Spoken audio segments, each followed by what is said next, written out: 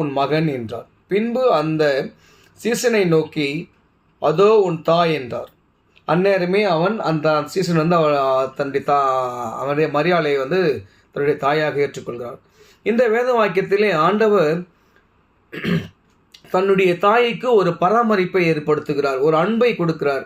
தான் இல்லாத அந்த உணர்வை தன்னுடைய தாய் வந்து எப்படி இருப்பாங்க அப்படின்றத அவர் உணர்ந்து அந்த அன்பை தனக்கு அன்பாக இருந்த சீசனை நோக்கி நீ வந்து சொல்கிறார், இன்று முதல் நீ வந்து அவன் தான் உன்னுடைய மகன், சீசனே அதோ உன் தாயின்னு சொல்லிட்டு ஒரு வார்த்தையை ஆண்டவர் அழகாக முன்மொழிகிறார்.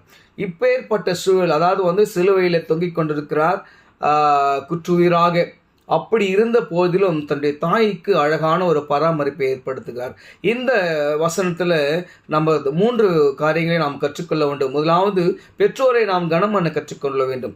இந்த வேத வாக்கியத்தில் ஆண்டவர் வந்து வாய்மொழியாக சொல்லிட்டு போயில, அது ஒவ்வொன்றும் அதனுடைய வாழ்க்கையில் வாழ்ந்து காட்டியிருக்கிறார். தன் பெற்றோரை அவர் கனம் பண்ணுறார், தன்னுடைய தாய்க்கு அவர் கனம் பண்ணுறார். நம்ம பெற்றோரை கனம் பண்ணணும். ஏன்னு சொன்னால் எபிரேயர் 6:3 பார்த்தீங்கன்னு சொன்னால், உன் தகப்பனையும் தாயும் கனமண்ணுவாயாக, உன் ஆயுஷ் நாட்கள் நீடித்திருப்பதற்கும் உன் தகப்பனை உன் தாயும் கனமண் எபிரேயர்கள் அழகாக சொல்லுது. எனக்கு அருமையானவர்களே, நம் பெற்றோரை கனமணர்களாக இருக்க வேண்டும். இரண்டாவதாக, நாம் பெற்றோரை கவனித்துக் கொள்ள வேண்டும். ஏன்னு சொன்னால் நம்ம தான் அவங்க வந்து நம்மளை வந்து சிறு வயதுலேருந்து நம்மளை எப்படி வளர்த்துருப்பாங்க, எப்படி இருந்திருப்பாங்க, அவங்க நம்மளுக்காக எவ்வளோ தியாகம் பண்ணியிருப்பாங்கன்றதெல்லாம் நம்ம யோசிக்கணும். வளர்ந்த பிறகு நல்லா நல்லா சம்பாதிக்கிறோம், நல்ல நிலைமைக்கு போகிறன்ற பேரில் நம்ம பெற்றோரை ஒதுக்கி வைக்காமல் பெற்றோரை கவனித்து கொள்ள வேண்டும். ஆதி ஆகமத்தில் 47ஆம் அதிகாரம் 12ஆம் வசனத்தில் பார்த்தீங்கன்னா, யோசேப்பு தன்னுடைய தகப்பனையும் தன் சகோதரர்களையும் கவனித்துக் கொள்கிறான். யோசேப்புக்கு தன்னுடைய சகோதரர்களே துரோகம் செய்கிறாங்க, அவனை வந்து தூரதேசத்துக்கு வித்துடுறாங்க, எதோ பண்ணுறாங்க. அந்த ஸ்டோரி நீங்கள் பாருங்கள். அவனை வந்து ஒரு அடிமையாக விற்கப்படுறான்.